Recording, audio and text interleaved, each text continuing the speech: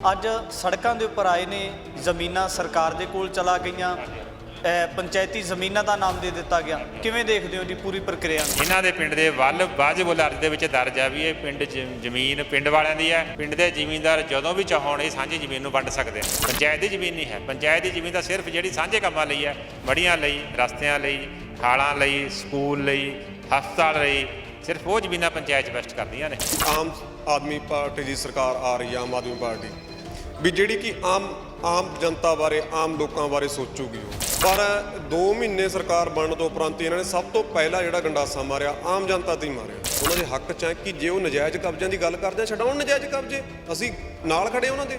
ਪਰ ਜਿਹੜੇ ਹੈਗੇ ਜਾਇਜ਼ ਨੇ ਉਹਨਾਂ ਨੂੰ ਕਿਉਂ?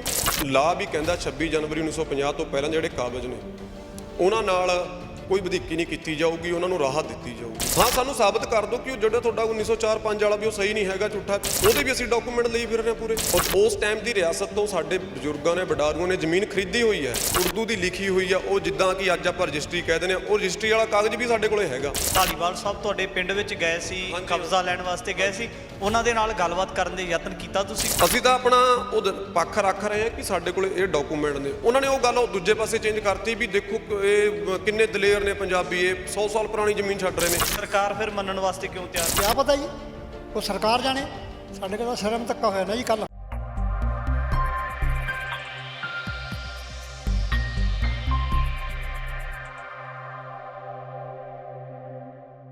ਮੌਜੂਦਾ ਸਮੇਂ ਦੇ ਵਿੱਚ ਆਮ ਆਦਮੀ ਪਾਰਟੀ ਦੇ ਵੱਲੋਂ ਅਜਿਹੇ ਫੈਸਲੇ ਲਏ ਜਾ ਰਹੇ ਨੇ ਜਿਨ੍ਹਾਂ ਨੂੰ ਕਿਤੇ ਨਾ ਕਿਤੇ ਆਮ ਆਦਮੀ ਪਾਰਟੀ ਦੇ ਜਿਹੜੇ ਨੁਮਾਇੰਦੇ ਉਹਨਾਂ ਦੇ ਵੱਲੋਂ ਬੜੇ ਸ਼ਲਾਘਾਯੋਗ ਕਦਮ ਕਿਹਾ ਜਾ ਰਿਹਾ ਹੈ।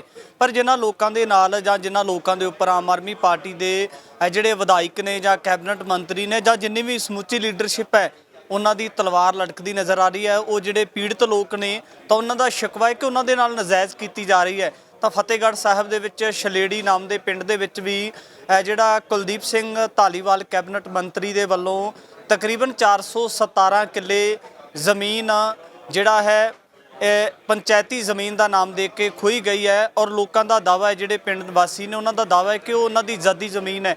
1904 ਤੋਂ ਲੈ ਕੇ 1905 ਤੋਂ ਤਕਰੀਬਨ ਭਾਰਤ ਅਤੇ ਪਾਕਿਸਤਾਨ ਦੀ ਵੰਡ ਤੋਂ ਪਹਿਲਾਂ ਦੀ ਜ਼ਮੀਨ ਉਹ ਵਾਹੁੰਦੇ ਆ ਰਹੇ ਨੇ। ਉਹਨਾਂ ਦਾ ਜੱਦੀ ਮਾਲਕਾਨਾ ਹੱਕ ਹੈ। ਸਾਡੇ ਨਾਲ ਐਡਵੋਕੇਟ ਸਾਹਿਬ ਨੇ, ਉਹਨਾਂ ਦੇ ਨਾਲ ਗੱਲਬਾਤ ਕਰਾਂਗੇ। ਸਰਦਾਰ ਸਾਹਿਬ, ਸਭ ਤੋਂ ਪਹਿਲਾਂ ਸਵਾਗਤ ਹੈ ਜੀ। ਨਾਮ ਕੀ ਹੈ ਜੀ ਤੁਹਾਡਾ? ਮੇਰਾ ਕਿ ਰਣਜੀਤ ਸਿੰਘ ਮੌੜ, ਐਡਵੋਕੇਟ ਸੰਗਰੂਰ ਜੀ।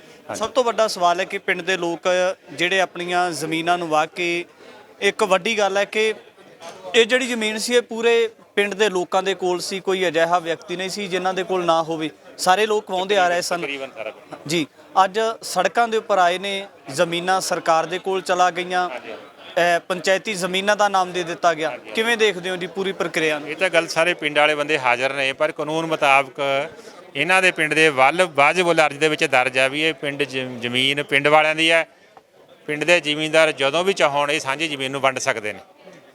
ਤੇ ਜ਼ਿਮੀਂਦਾਰ 1904-5 ਵੇਲੇ ਤੋਂ ਇਸ ਜ਼ਮੀਨ ਨੂੰ ਵੱਖਰੇ ਵੱਖਰੇ ਤੌਰ ਤੇ ਕਾਸਟ ਵੀ ਕਰਦੇ ਆ ਰਹੇ ਨੇ। ਬਹੁਤ ਸਾਰੇ ਜ਼ਿਮੀਂਦਾਰਾਂ ਦਾ ਜਮ੍ਹਾਂਬੰਦੀ ਦੇ ਵਿੱਚ ਇੰਦਰਾਜ ਵੀ ਚੱਲਿਆ ਆ ਰਿਹਾ, ਇਕੱਲੇ ਇਕੱਲੇ ਦਾ ਵਾਹ ਬੀਜ ਰਹੇ ਨੇ। ਇਹ ਜ਼ਮੀਨ ਨੂੰ ਕਿਵੇਂ ਮੰਨਿਆ ਜਾਵੇ? ਪੰਚਾਇਤੀ ਜ਼ਮੀਨ ਮੰਨਿਆ ਜਾਵੇ ਜਾਂ ਜ਼ਿਮੀਂਦਾਰਾਂ ਦੀ ਸਾਂਝੀ ਜ਼ਮੀਨ ਹੈ? ਜਿਵੇਂ ਜਿਵੇਂ ਜ਼ਮੀਨ ਹੈ ਪਿੰਡ 'ਚ ਨਿੱਜੀ, ਉਹਦੇ ਹਿੱਸੇ ਮੁਤਾਬਕ ਇਹਨਾਂ ਦੀ ਜ਼ਮੀਨ ਹੈ। ਪੰਚਾਇਤ ਦੀ ਜ਼ਮੀਨ ਨਹੀਂ ਹੈ। ਪੰਚਾਇਤ ਦੀ ਜ਼ਮੀਨ ਤਾਂ ਸਿਰਫ ਜਿਹੜੀ ਸਾਂਝੇ ਕੰਮਾਂ ਲਈ ਹੈ, ਮੜੀਆਂ ਲਈ, ਰਸਤਿਆਂ ਲਈ, ਖਾਲਾਂ ਲਈ, ਸਕੂਲ ਲਈ, ਹਸਪਤਾਲ ਲਈ, ਸਿਰਫ ਉਹ ਜ਼ਮੀਨਾਂ ਪੰਚਾਇਤ 'ਚ ਵੈਸਟ ਕਰਦੀਆਂ ਨੇ। ਬਾਕੀ ਜ਼ਮੀਨਾਂ ਤਾਂ ਜ਼ਿਮੀਂਦਾਰਾਂ ਦੀਆਂ ਨੇ, ਜਿਹੜੇ ਜ਼ਮੀਨਾਂ ਨੂੰ ਕਾਸਤ ਕਰ ਰਹੇ ਨੇ। ਜੇ ਕੈਬਨਿਟ ਮੰਤਰੀ ਕੁਲਦੀਪ ਸਿੰਘ ਧਾਲੀਵਾਲ ਸਾਹਿਬ ਦੀ ਕਾਰਵਾਈ ਨੂੰ ਦੇਖਣਾ ਹੋਵੇ ਤਾਂ ਕੀ ਦੇਖਿਆ ਜਾਵੇ ਕਿ ਉਹਨਾਂ ਦੇ ਵੱਲੋਂ ਪੂਰੀ ਛਾਣਬੀਨ ਨਹੀਂ ਕੀਤੀ ਗਈ ਜਾਂ ਫਿਰ ਕਿਸੇ ਰੰਜਿਸ਼ ਦੇ ਤਹਿਤ? ਬਿਨਾਂ ਨਾ ਰੰਜਿਸ਼ ਤਾਂ ਨਹੀਂ ਮੈਂ ਕਹਿ ਸਕਦਾ, ਬਿਨਾਂ ਕਾਨੂੰਨੀ ਪੱਖ ਦੇਖੇ ਉਹ ਇਹ ਜ਼ਮੀਨਾਂ ਦੇ ਕਬਜ਼ੇ ਨਹੀਂ ਲੈ ਸਕਦੇ। ਕਾਨੂੰਨੀ ਪੱਖ ਦੇ ਮੁਤਾਬਕ ਇਹ ਜ਼ਮੀਨਾਂ ਜ਼ਿਮੀਂਦਾਰਾਂ ਦੀਆਂ ਬਣਦੀਆਂ ਨੇ। ਇਹ ਇਕੱਲੇ ਪੰਜਾਬ ਵਿੱਚ ਇਹਨਾਂ ਪਿੰਡਾਂ 'ਚ ਨਹੀਂ, ਬਹੁਤ ਸਾਰੇ ਪਿੰਡਾਂ 'ਚ ਵੰਡ ਵੀ ਹੋ ਚੁੱਕੀ ਹੈ। ਜੇ ਉਹ ਵੰਡ ਇਲੀਗਲ ਹੁੰਦੀ ਤਾਂ ਕਿਉਂ ਹੁੰਦੀ? ਇਸ ਬਾਰੇ honourable supreme court, high court ਵੀ ਵੱਖ-ਵੱਖ ਸਮੇਂ ਫੈਸਲੇ ਕਰ ਚੁੱਕੀ ਹੈ ਵੀ ਇਹ ਜ਼ਮੀਨਾਂ ਜ਼ਿਮੀਂਦਾਰਾਂ ਦੀਆਂ ਨੇ। ਇਸ ਕਰਕੇ ਜੇ ਆਪਾਂ ਗੱਲ ਕਰੀਏ ਤਾਂ ਚੋਣਾਂ ਦੇ ਸਮੇਂ ਦੀ ਗੱਲ ਕੀਤੀ ਜਾਂਦੀ ਹੈ। ਹਰ ਬੰਦਾ ਆਮ ਆਦਮੀ ਪਾਰਟੀ ਦਾ ਝੰਡਾ ਚੁੱਕੀ ਫਿਰਦਾ ਸੀ। ਇਹ ਵੀ ਲੋਕ ਹੋਣਗੇ ਜਿਨ੍ਹਾਂ ਨੇ ਆਮ ਆਦਮੀ ਪਾਰਟੀ ਨੂੰ ਜਿਤਾਇਆ। ਤਾਂ ਫਿਰ ਇਹਨਾਂ ਲੋਕਾਂ ਦੇ ਨਾਲ ਇਸ ਤਰੀਕੇ ਦੇ ਨਾਲ ਕਰਨ ਦਾ ਕਾਰਨ ਕੀ ਮੰਨਿਆ? ਇਹਨਾਂ ਨੂੰ ਸੁਣ ਲਓ ਤਾਂ ਇਹ ਦੱਸਣਗੇ। ਹਾਂਜੀ, ਨਹੀਂ ਤੁਸੀਂ ਦੱਸੋ ਆਪਣਾ ਰਿਐਕਸ਼ਨ। ਮੈਂ ਪੋਲੀਟੀਕਲੀ ਨਹੀਂ ਬੋਲਦਾ, ਮੈਂ ਤਾਂ ਲੀਗਲ ਗੱਲ ਕਰਦਾ। ਕੀ ਮੰਨਦੇ ਹੋ ਜੀ? ਮੰਨਦੇ ਤਾਂ ਇਹੀ ਆ, ਕਹਿਣ ਦਾ ਮਤਲਬ ਜੀ ਆਸ ਸੀਗੀ ਹਰ ਇੱਕ ਨੂੰ ਕਿ ਆਮ ਆਦਮੀ ਪਾਰਟੀ ਦੀ ਸਰਕਾਰ ਆ ਰਹੀ ਹੈ, ਆਮ ਆਦਮੀ ਪਾਰਟੀ ਵੀ ਜਿਹੜੀ ਕਿ ਆਮ ਜਨਤਾ ਬਾਰੇ ਆਮ ਲੋਕਾਂ ਬਾਰੇ ਸੋਚੂਗੀ ਉਹ। ਪਰ 2 ਮਹੀਨੇ ਸਰਕਾਰ ਬਣਨ ਤੋਂ ਉਪਰੰਤ ਇਹਨਾਂ ਨੇ ਸਭ ਤੋਂ ਪਹਿਲਾਂ ਜਿਹੜਾ ਗੰਡਾਸਾ ਮਾਰਿਆ ਆਮ ਜਨਤਾ ਤੇ ਹੀ ਮਾਰਿਆ। ਅਸੀਂ ਬੜੀ ਆਸ ਲੈ ਕੇ ਵੋਟਾਂ ਪਾਈਆਂ ਨੇ, ਅਸੀਂ ਖੁਦ ਪਾਈਆਂ ਨੇ। ਅਸੀਂ ਇਹ ਨਹੀਂ ਕਹਿੰਦੇ ਕਿ ਅਸੀਂ ਵੋਟ ਨਹੀਂ ਪਾਈ, ਸਾਡੇ 'ਚੋਂ ਕੋਈ ਅਕਾਲੀ ਦਲ ਨਹੀਂ, ਕੋਈ ਕਾਂਗਰਸ ਨਹੀਂ, ਸਾਰੇ ਝਾੜੂ ਵਾਲੇ ਨੇ ਜੀ। ਪਰ ਸਾਨੂੰ ਬਹੁਤ ਦੁੱਖ ਹੋਇਆ ਇਹ ਗੱਲ ਦਾ ਜਦੋਂ ਕੱਲ ਉਹਨਾਂ ਨੇ ਆ ਕੇ ਸਾਡੇ ਨਾਲ ਇਹ ਵਧੀਕੀ ਕੀਤੀ ਕਿ ਆ ਕੇ ਉਹਨਾਂ ਨੇ ਕਬਜ਼ਾ ਲਿੱਤਾ। ਠੀਕ ਹੈ, ਅਸੀਂ ਉਹਨਾਂ ਦੇ ਰਾਹੀਂ ਆ, ਉਹਨਾਂ ਦੇ ਹੱਕ 'ਚ ਆ ਕਿ ਜੇ ਉਹ ਨਜਾਇਜ਼ ਕਬਜ਼ਿਆਂ ਦੀ ਗੱਲ ਕਰਦੇ ਆ ਛਡਾਉਣ ਨਜਾਇਜ਼ ਕਬਜ਼ੇ, ਅਸੀਂ ਨਾਲ ਖੜੇ ਉਹਨਾਂ ਦੇ। ਪਰ ਜਿਹੜੇ ਹੈਗੇ ਜਾਇਜ਼ ਨੇ ਉਹਨਾਂ ਨੂੰ ਕਿਉਂ? ਸਾਡਾ ਨਜਾਇਜ਼ ਸਾਬਤ ਤਾਂ ਕਰਨਾ ਵੀ ਅਸੀਂ ਨਜਾਇਜ਼ ਆ। ਤੁਹਾਡੀ ਕਿੰਨੇ ਕਿੱਲੇ ਚਲੇਗੀ ਸਰਕਾਰ ਦੇ ਕੋਲ ਜਿਹੜੀ ਜ਼ਮੀਨ ਸੀ? ਸਾਡੇ 2 ਏਕੜ ਜੀ।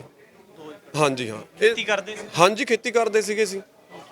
2 ਏਕੜ ਜ਼ਮੀਨ ਕਿ 200 ਪਰਿਵਾਰ ਹੈ ਜੀ, ਹਰ ਇੱਕ ਘਰ ਕੋਲੇ। ਚਲੋ ਕੋਈ ਚਾਚੇ ਤਾਏ ਇਕੱਠੇ ਨੇ, ਉਹਨਾਂ ਕੋਲ ਇਕੱਠਿਆਂ ਕੋਲ 5-6 ਕਿੱਲੇ ਹੋ ਗਏ ਨਾ।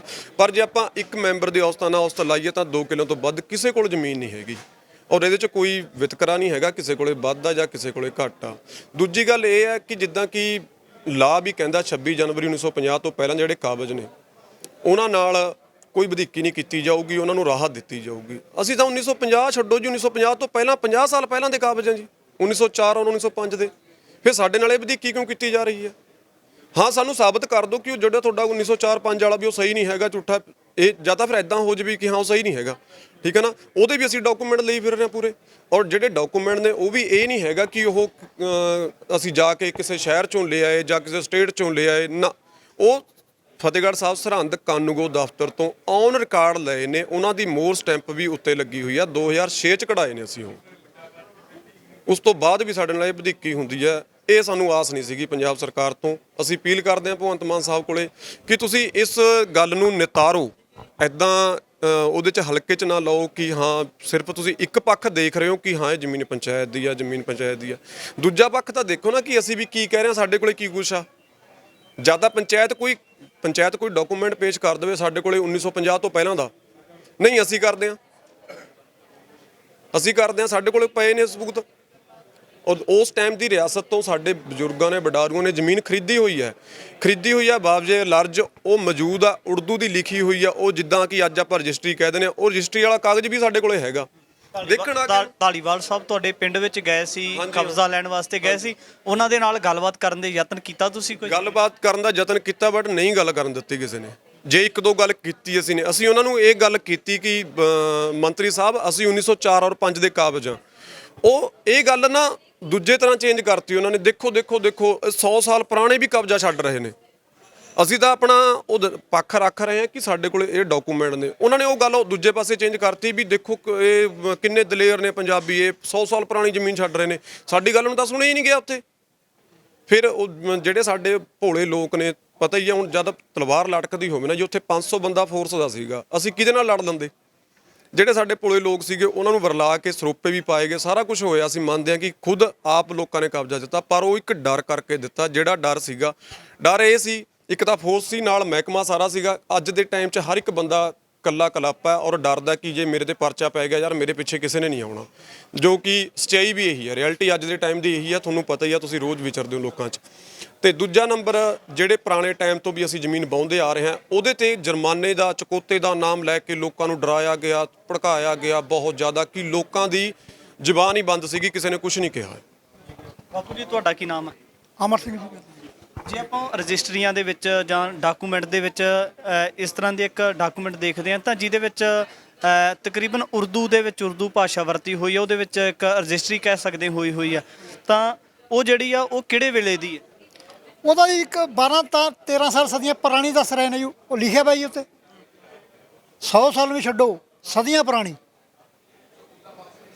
ਇਹ ਫਿਰ ਤੁਹਾਡੇ ਬਜ਼ੁਰਗਾਂ ਨੇ ਲਈ ਹੋਈ ਸੀ ਜ਼ਮੀਨ? ਬਜ਼ੁਰਗਾਂ ਨਹੀਂ, ਬਾਵਜੂਦ ਲਰਜ 'ਚ ਮੌਜੂਦ ਆ ਜੀ, ਔਨ ਰਿਕਾਰਡ। ਇਹ ਸਰਕਾਰ ਫਿਰ ਮੰਨਣ ਵਾਸਤੇ ਕਿਉਂ ਤਿਆਰ? ਕਿਆ ਪਤਾ ਜੀ, ਉਹ ਸਰਕਾਰ ਜਾਣੇ। ਸਾਡੇ ਕੋਲ ਤਾਂ ਸ਼ਰਮ ਧੱਕਾ ਹੋਇਆ ਨਾ ਜੀ ਕੱਲ। ਤੁਸੀਂ ਕਿੰਨੀ ਕੁ ਜ਼ਮੀਨ ਵਾਹੁੰਦੇ ਸੀ? 2 ਏਕੜ ਜੀ, ਕਿਸੇ ਕੋਲ 2 ਏਕੜ, ਕਿਸੇ ਕੋਲ 3 ਏਕੜ ਜੀ। ਹਾਂਜੀ। ਹੁਣ ਇਸ ਤੋਂ ਅੱਗੇ ਜਿਹੜੀ ਗੱਲਬਾਤ ਹੈ, ਕੀ ਸੋਚਿਆ ਕਿ ਕੀ ਕਰਨਾ ਚਾਹੁੰਦੇ ਹੁਣ? ਅਸੀਂ ਤਾਂ ਕਹਿੰਦੇ ਜੀ ਸਾਨੂੰ ਭਗਵੰਤ ਮਾਨ ਸਾਡੀ ਸੁਣੇ ਜੀ, ਸਾਡੇ ਸੀਐਮ ਮੁੱਖ ਮੰਤਰੀ। ਉਹ ਕਹਿੰਦੇ ਨੇ ਅਸੀਂ ਜ਼ਿਮੀਂਦਾਰਾਂ ਦੇ ਹੱਕ 'ਚ, ਅਸੀਂ ਪਬਲਿਕ ਦੇ ਹੱਕ 'ਚ, ਅਸੀਂ ਆਮ ਪਾਰਟੀ ਹਾਂ। ਉਹ ਆਮ ਲੋਕਾਂ ਦੀ ਸੁਣਨ ਜੀ, ਸਾਡਾ ਪੱਖ ਸੁਣਨ। ਜੇ ਅਸੀਂ ਨਜਾਇਜ਼ ਹੋਵਾਂਗੇ ਸਾਨੂੰ ਕੱਢ ਦੇਣਾ, ਸਾਨੂੰ ਕੋਈ ਇਤਰਾਜ਼ ਨਹੀਂ। ਜੇ ਅਸੀਂ ਜਾਇਜ਼ ਹਾਂ ਫਿਰ ਸਾਨੂੰ ਛੇੜਿਆ ਨਾ ਜਾਵੇ। ਹਾਂਜੀ। ਭਾਈ ਕਦੋਂ ਟਾਈਮ ਲੈ ਰਹੇ ਹੋ ਸਰਕਾਰ ਤੋਂ ਜਾਂ ਕਿਸੇ ਮੰਤਰੀ ਦੇ ਨਾਲ ਗੱਲਬਾਤ ਹੋਈ ਹੈ ਕੋਈ ਨਹੀਂ ਗੱਲਬਾਤ? ਜੀ ਫਿਲਹਾਲ ਤਾਂ ਨਹੀਂ ਹੋਈ। ਅੱਜ ਕਾਨਫਰੰਸ ਤੇ ਆਉਣ ਦਾ ਸਾਡਾ ਇਹੀ ਮਕਸਦ ਸੀਗਾ।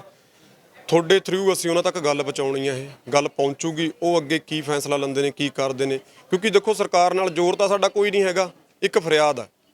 ਫਰਿਆਦ ਆ ਉਹਨਾਂ ਕੋਲੇ ਕਿ ਸਿਰਫ ਇਹਨੂੰ ਨਿਤਾਰਿਆ ਜਾਵੇ। ਅਸੀਂ ਨਹੀਂ ਕਹਿੰਦੇ ਜੇ ਅਸੀਂ ਗਲਤ ਹਾਂ, ਬੇਸ਼ੱਕ ਸਾਨੂੰ ਕਹਿ ਦੇਣ ਵੀ ਹਾਂ ਨਹੀਂ ਤੁਸੀਂ ਸਹੀ ਨਹੀਂ ਹੈਗੇ, ਬਟ ਇੱਕ ਪਾਸੇ ਉਹ ਬੈਠਣ ਤੇ ਇੱਕ ਪਾਸੇ ਅਸੀਂ ਬੈਠਾਂਗੇ ਪ੍ਰੈਸ ਕਾਨਫਰੰਸ ਕਰਨ, ਉਹ ਕੁਝ ਆਪਣਾ ਕਹਿਣਾ, ਅਸੀਂ ਕੁਝ ਆਪਣਾ ਕਹਾਂਗੇ, ਉਹਨੂੰ ਨਿਤਾਰਨ, ਬੈਠ ਕੇ ਸਾਹਮਣੇ ਗੱਲ ਕਰਨ। ਪਿੰਡ ਵਾਸੀਆਂ ਦੇ ਨਾਲ ਗੱਲਬਾਤ ਕੀਤੀ ਹੈ ਔਰ ਇਹਨਾਂ ਦਾ ਦਾਅਵਾ ਹੈ ਕਿ ਪਿੰਡ ਦੇ ਵਿੱਚ ਜਿੰਨੇ ਵੀ ਵਸਣ ਵਾਲੇ ਲੋਕ ਹੈ, ਕੋਈ 2 ਏਕੜ ਵਾਹੁੰਦਾ ਸੀ, ਕੋਈ 1 ਵਾਹੁੰਦਾ ਸੀ, ਕਿਤੇ ਨਾ ਕਿਤੇ ਜਿਹੜੇ ਪੂਰਾ ਪਿੰਡ ਸੀ ਉਹ ਰਲ ਕੇ ਆਪਣਾ ਗੁਜ਼ਾਰਾ ਕਰਦੇ ਸੀ ਉਹਨਾਂ ਜ਼ਮੀਨਾਂ ਤੋਂ। ਪਰ ਕੈਬਨਿਟ ਮੰਤਰੀ, ਪੰਚਾਇਤ ਮੰਤਰੀ ਸਰਦਾਰ ਕੁਲਦੀਪ ਸਿੰਘ ਧਾਲੀਵਾਲ ਦੇ ਵੱਲੋਂ ਇਸ ਤਰੀਕੇ ਦੇ ਨਾਲ ਜਾਸੂਸੀ ਕੀਤੀ ਗਈ ਹੈ। ਉਹਨਾਂ ਲੋਕਾਂ ਦੀ ਜਿਹੜੀ ਫਰਿਆਦ ਹੈ, ਉਹਨਾਂ ਲੋਕਾਂ ਦੇ ਨਾਲ ਗੱਲਬਾਤ ਨਹੀਂ ਕੀਤੀ ਗਈ। ਕਿਤੇ ਨਾ ਕਿਤੇ ਬੈਠ ਕੇ ਉਹਨਾਂ ਦੇ ਨਾਲ ਉਹਨਾਂ ਦੀ ਗੱਲਬਾਤ ਸੁਣਨੀ ਚਾਹੀਦੀ ਹੈ।